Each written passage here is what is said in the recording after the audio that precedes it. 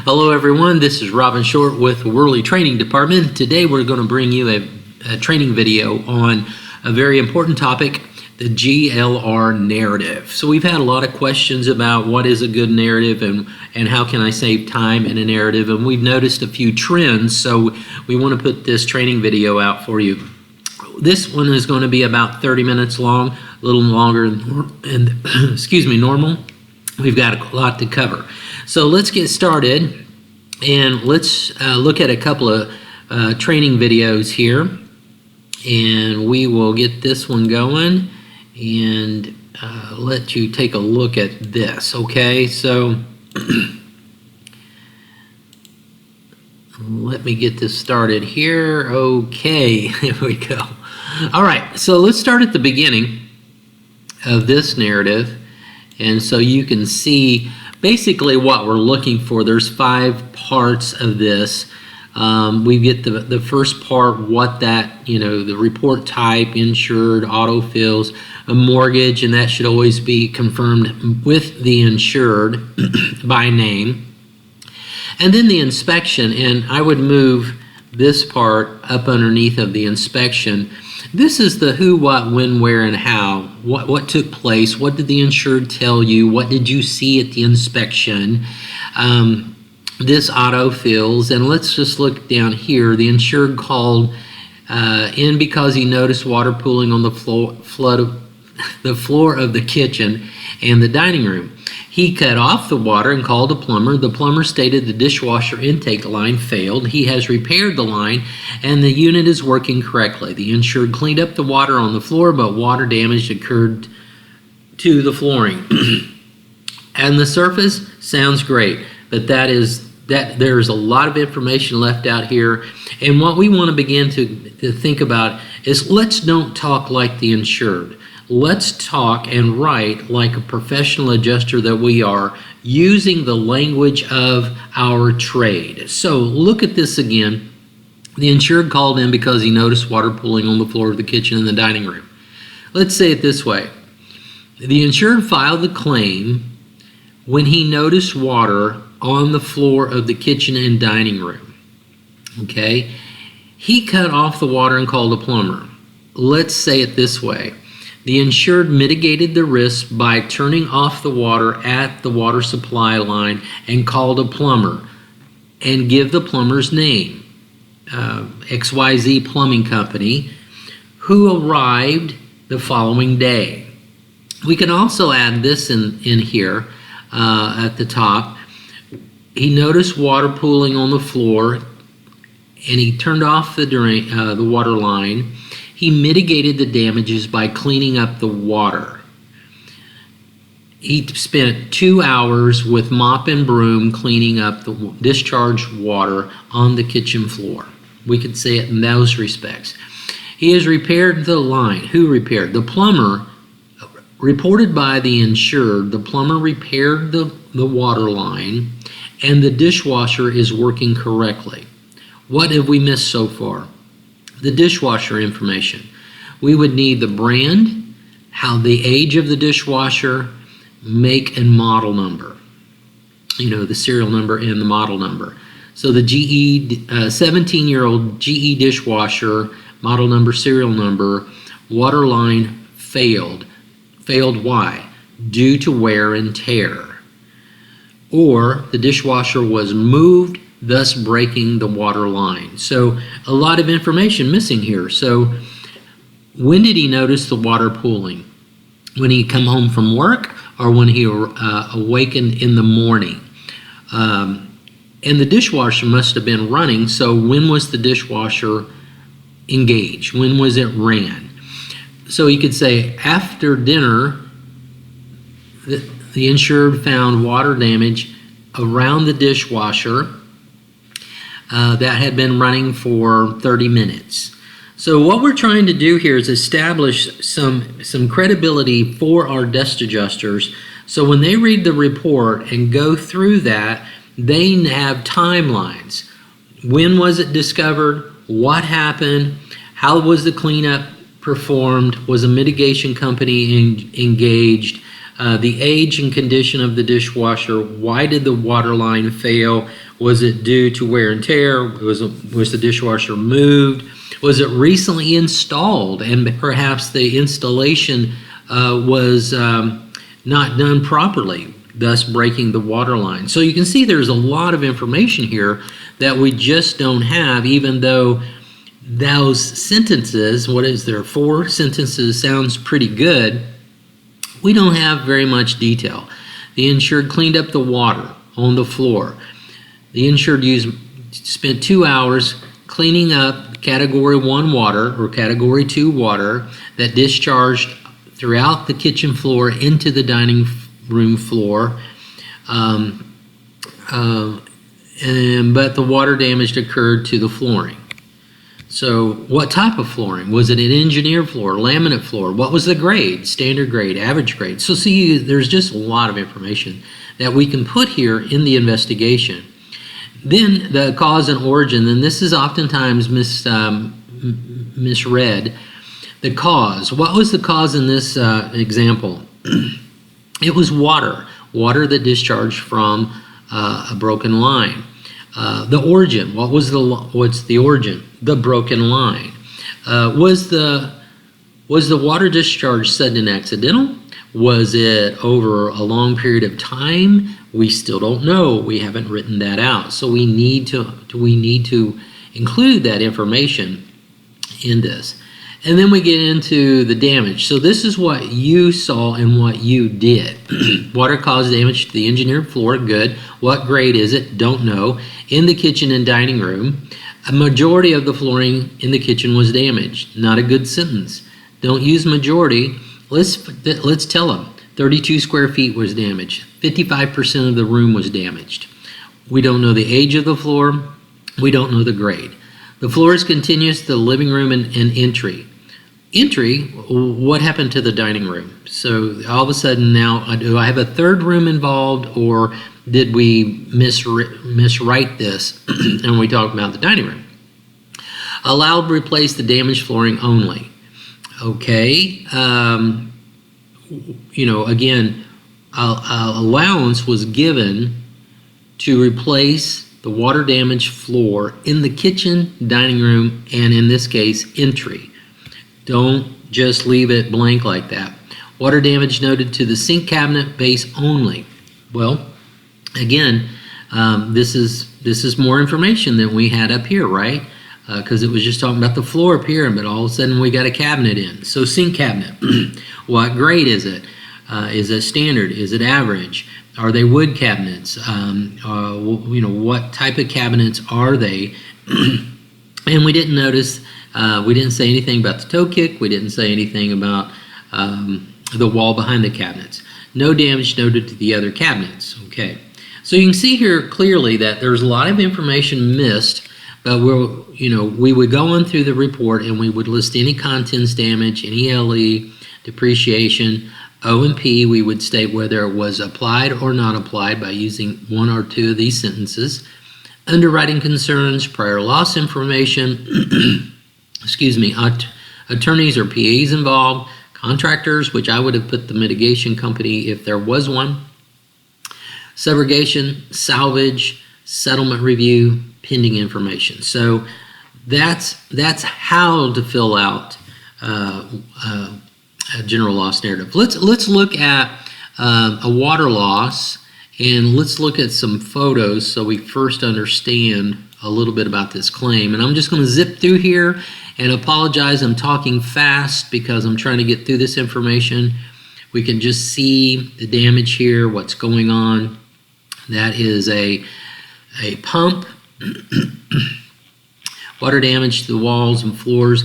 Now we see some mitigation equipment, more flooring, baseboards, walls damage, mitigation equipment, another room, another blower, carpet's supposed to be damaged. We should have turned this, we're not going to get into the photos and the labeling of this, but I would have liked to see the underside of that carpet and where the pad was. Carpet, walls. Get into the ceiling. fan, carpet, more wall, or carpet. We get into the flooring.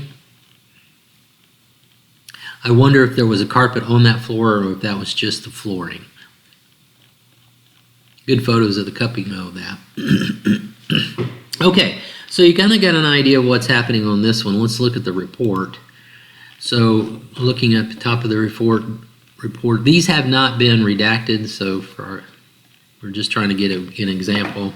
Mortgage was verified as this with the insured. Nah, we want the insured's name. Who did you verify that mortgage with? Inspection date, parties present, investigation. Again, I would move this up here, move the dwelling down here. And I think that's supposed to be interior. Things like that make the adjuster look like he hasn't proofread this.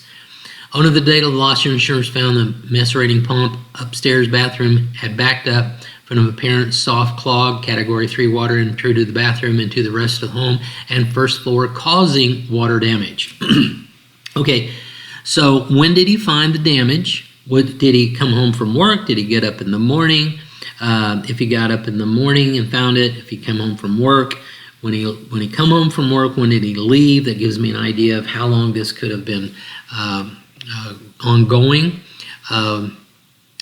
Was the pump, had it failed because of wear and tear? What's the age of the pump, the brand of the pump, serial numbers, all of those type of things. How do we know it was a soft clog? How do we know it was category 3? We're making assumptions here. Where did he get this information? He says it's an apparent soft clog, so he's just assuming that it is. I would say, in my opinion, it appears that it was a soft clog and category 3. Category 3 is black water. Category 2 is gray water, and category 1 is drinkable water. So how do we know this? Next sentence. The upstairs bathroom, hallway, master bedroom, closet, downstairs living room, kitchen were affected. Nasty restoration was called, and they completed the dry out. Okay, when were they called, and when did they arrive? I would want to know that. The bathroom sustained water damage to the baseboard paint walls. The hallway sustained damage to the baseboard drywall, on-wall insulation. How much damage? All the walls, all the ceilings. The master bedroom sustained damage to the pad. What about the carpet? As this was category 3 water, full replacement of carpet was estimated for. What's the grade of the carpet? How old is the carpet? The master bedroom closet sheathing was water damaged and removed on the perimeter of the shared wall with the bathroom. The category 3 water poured into the first floor and damaged the living room ceiling, causing it to collapse while damaging the cellulose insulation. Water damaged the drywall and the wall of the entry kitchen. Water was also resting upon the hardwood floor and caused damage, which was noted with significant cupping in the same vicinity where water damaged the ceiling. The water seeped into the ceiling of the kitchen as well as damaged the insulation, ceiling wall, drywall, and the ceiling fan. All applicable items have been estimated for. So don't you find ourselves repeating ourselves over and again? Like there's like 5 sentences in there where we're saying the same thing. I would highlight this and say this category 3 water damaged the following rooms and list the rooms, and then in the rooms I would give what it damaged with an idea of square footage or percentage of the wall or ceiling. I would also include the grade of the carpet, the age of the carpet. So these are all informations that we need to have, and sorry those pop-ups are coming up. Contents, category 3 water poured into the recliner and Christmas tree which the insured recently purchased. Okay, is there receipts for these purchases? How old are these items? What's the brand name of the recliner? Those kind of things. OMP is warranted. The origin of the water was from the macerating pump in the upstairs bathroom. The pump is 7 years old. It's never been maintained, blah, blah, blah. Let's give some more information to this. And the cause of the loss was water discharge, due to water, and we never mentioned category 3. And I would go on to say that we never talked about the mitigation company, the Nasty Restoration. When did they arrive? I would also say in my report, I noticed that there are 3 dehues, 2 oscillating fans, 3 blowers throughout the rooms. Give the desk adjuster some kind of an idea of what equipment was there, so that when he reviews the mitigation invoice, we can do some kind of a check and balance here. So we need to talk about that, especially when it mentions the contractor. There was no contractor. Yeah, there was the mitigation company. So we should talk about that, give the address, phone numbers, contacts, how many days they dried, how much equipment they used. This is all very important information. Subrogation. Was this pump, so there's no known subrogation, no defective products, which would be documented during the inspection of the unit. If it could be determined via plumber inspection the macerating unit malfunctioned, it was just likely recently installed, then there could be potential for subrogation. A plumber would have to be tasked in order to rule out a soft clog, which was the loss appears to have occurred from a mitigation tested the toilet, and the insured device is currently working without any problems. So he did go into talking about potential subrogation, but again, we don't have the information about this pump, model number, serial numbers, and they said it was recently installed. Who did that? Was it the insured or another plumbing service? So a lot of information missed there. So that's one an example. Let me give you another example here. This was a raccoon tore into a roof. I'm just going to go through these real quickly, trying to give you an idea. So there is the roof. It's been patched. That's where they went in. That's showing the roof. It goes on through the inspections showing the roof. There's the photos from the insured showing the hole in the roof. Goes through it. Now we get into the water damage of the rooms. We've shown fungi here. Never use the word mold, or you can use microbial growth. Moisture. Carpet damage. What type of carpet is this? Looks like Berber carpet, right? What's the age? What's the condition of the carpet? More damage to the interior. Attic inspection. Shows the hole. Details. Wood rot. Good stuff. More carpet damage. More wall damage. Ceiling damage. You get the picture. Lots of damage from this raccoon, okay? Lots of questions about these photos. Okay, I think you get the idea. Let's go to the report. That's what we're after. So here's the report. Again, it's not been redacted. But see how they've, what I like about this is they break it out in small paragraphs. This keeps your thought organized. This allows you to be the tour guide in this report. So mortgage was verified as none. Amanda met this person. The risk is this. Describe the risk. The insured visited there. So now we have some timelines. That's good. When they came, what they saw, how they discovered the hole, that the insured photographed this, provided those photographs. We reminded the insured about coverage issues. Again, this is an old file. We don't even do that these days, but we informed them that the authority lies on the office. We inspected with these people involved, no PA involved. Upon the inspection, we found damage from an animal and lack of maintenance. It appears that water intrusion. So now we're going to get into how this animal gets into this roof. And what I like about this, we don't really say that it is, a lack of maintenance issue. It just says that it appears, in our opinion, we can say that all day long. In our opinion, and the combination of laminated shingles on the low-pitch roof, repeated accumulation of snow and possible ice damming over the years allowed water to seep into the dwelling, causing the roof decking to delaminate. Nothing wrong with that at all. You can always say it appears. An animal most likely took advantage, compromised with the roof decking, tore and dug a way through the shingles. We found animal fur around the opening. Additional neighbors said that there was problems with other raccoons. So this is good. I mean, I like the organization. I like how it's broken out. It gives facts, it gives timelines, it gives an opinion, which is fine. Then we get into the dwelling, and that's what you see, and that's what you're going to do. So the 30-year laminate roof, 11 years old, 212 pitch, 12 pitch, 212 pitch on the rear section, 1 layer, drip edge, perfect. The shingles tightly sealed along the edge.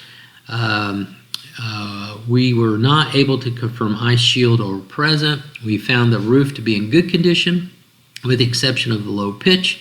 There were missing and broken tabs present. We also noted recent repairs. So there have been maintenance issues if we have noted recent repairs. So we got to be careful we don't contradict ourselves, because earlier it said that was a maintenance issue. We get down into the interior damage, and I like how we do this. We can break these rooms out. This is fine.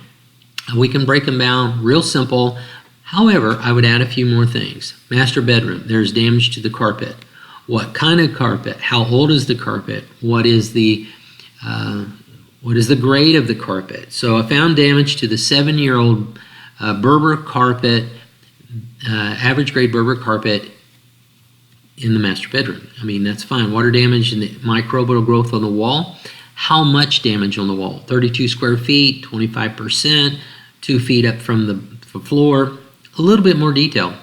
There's water damage to the walls, trimming, and carpeting. Again, what kind of carpet? Same kind of carpet, different carpet, age of carpet. Water damage, microbial growth, walls, trimming, and carpeting. Water damage, microbial growth, insulation, joist studs, flooring. You know, we can add some meat to this, and it only takes 3 or 4 more words, and then you look fantastic. This is good, but it's still lacking sensitive information that would help us to justify what we're replacing in our estimate. Because I won't know this is standard grade or average grade carpet until I get to the estimate. We break all the rooms down, which is fine, and we could add some more detail, which is great. The origin is given here, period of time, and we're not sudden and accidental. So, you know, again, we're setting up coverage determination for the desk adjuster by explaining our opinion whether this was sudden and accidental or over a long period of time. Indicated that the roof decking and interior were perfect condition during the last visit to the property in March of 2016. So in 3 months, you know, could this have happened? Maybe, maybe not. Were they on the roof? Who knows?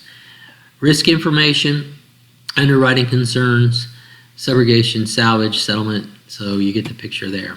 I'm going to show you another one here.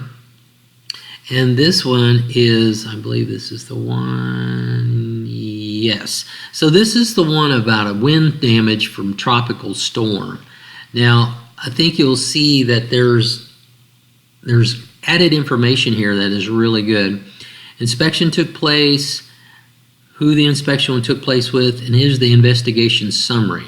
Tropical storm Colin took large oak trees located on an adjoining property and fell insured's fence right elevation roof. The trees were removed by a vendor. Inspection, the insured's son provided photos. The fallen trees impacted, love that word, impacted the roof right slopes, breaking through the sheathing, causing damage to the shingles.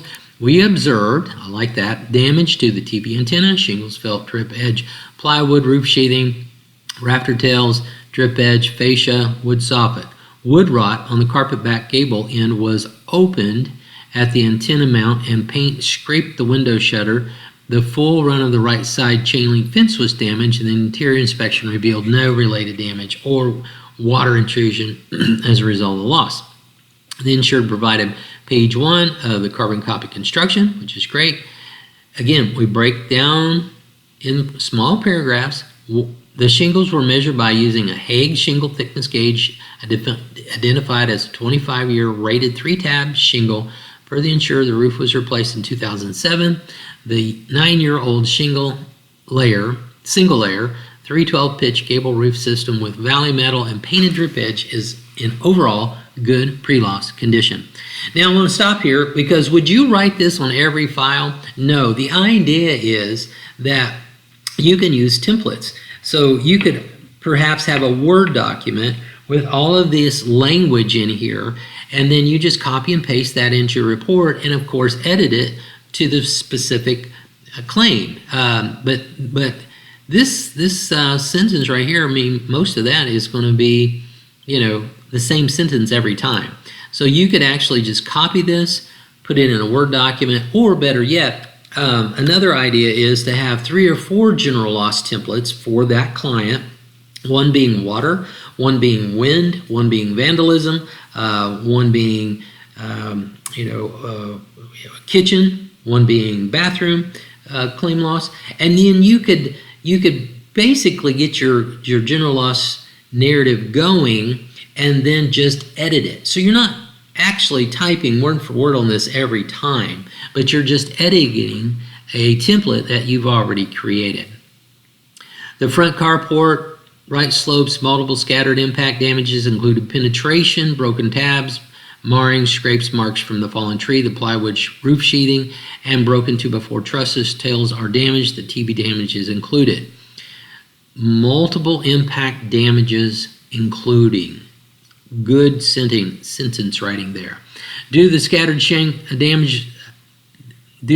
scattered damages on the right slope, I may have added a little bit there saying due to the 35 impacted shingles, wind damaged shingles on the right slope, or giving a better idea of how much scattered damage is there. And removal of the sheathing to complete the broken rafter tail, we have written to replace the right slopes, include painting the drip edge to match. The roof was installed in 2007 and is not subject to the Florida 25% threshold as the roof should be in current code requirements. Again, this could be all in a template, all in a copy-paste format, so you're not writing that every time. But what do we see here? We see when the roof was installed, we see the condition of the roof, we see scattered damage, why they replaced the roof. Good writing here. Here again, impact damage observed to the drip edge standoff furring 2x8 fascia board and wood soffit. The area affected by repairs is approximately 16 lineal feet. Related painting. Do you see in this estimate example that the adjuster is talking like an adjuster, not like a homeowner?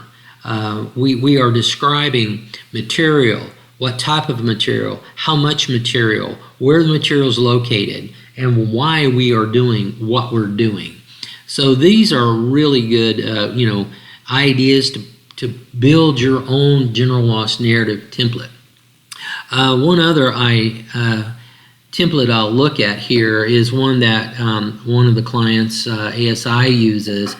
Format's a little different based on the protocol of that client, but we still have an idea that you don't forget anything. So in red letters is usually what we want. In the blue letters is just simply saying, did you note this? Did you edit this for what it is? Mortgage was verified, insured's name. Inspection took place, time and place. Parties present. We want to know who was there, including contractor information. Investigation summary. This is what I'm saying to you is who, what, when, and where. Who found the damage? When did they find the damage? What did they do? Who did they call? How long did it take them to get there? And when they got there, what did they tell them? And did they give them an estimate or a recap of summary of damages? If you're dealing with water mitigation, when were they called? When did they get there? What did they do? How much equipment was set up in the home? And give them an idea. This is what the insured tells you. These are the questions you're asking them. And then you get into the damage. let's first start with the dwelling overall summary of the damage, and then we'll break it down and we'll talk about the roofs and elevations and break it down further with the interior damage noted per room and demonstrated like the other general loss narratives where you could just list the room and a brief summary of the damages. And then you get into other structures, you get into contents, and again, these are templates, so you would just highlight that, delete it, and there's no damage, right? So you would just use these templates in a way that if that's okay, you would just delete that and you're good to go. Depreciation, overhead and profit, you would just use the one that fits, delete the rest, and you're good to go. Cause and origin, what was the cause? Was it water? Was it wind? Was it vandalism? Where did it come from? Was it sudden accidental discharge of water from a pressurized plumbing line? Was it a constant repeated seepage of water from a drain line? What was it? Where did it come from? Describe the risk, prior losses, any involvement with attorneys or contractors, subrogation, salvage issues, and then you finish up the report. So those are, typical ways that you do that. Again, when we're talking about narratives, what we're talking about is making sure that everything is noted in the narrative. You can use several different narratives for a client and pre-fill them. One good point to make here is I think that we're missing an opportunity on the first contact call. When you call the insured on the first contact, don't just schedule the inspection. Ask them to spend 10 or 15 minutes with you. Ask these questions. You can actually fill out the narrative while you're asking these questions. And when you're off that call, you have half of your narrative already completed before you went out there. Why do that? Because you're going to spend 3 times the time on site talking to the insured because they'll want to tell you every detail. But on the phone, they will only spend a short amount of time because they want to get off the phone just like you. So they'll be to the point, they'll get there quicker. So the general loss narrative is a very important piece of our file. Spend more time saying more and writing less. Speak like a professional. Don't talk like the insured. And I think that you'll see that your product file is vastly improved and your time will be too. So I thank you. I know this was a little bit long, about 32 minutes. Appreciate your time. Have a good day.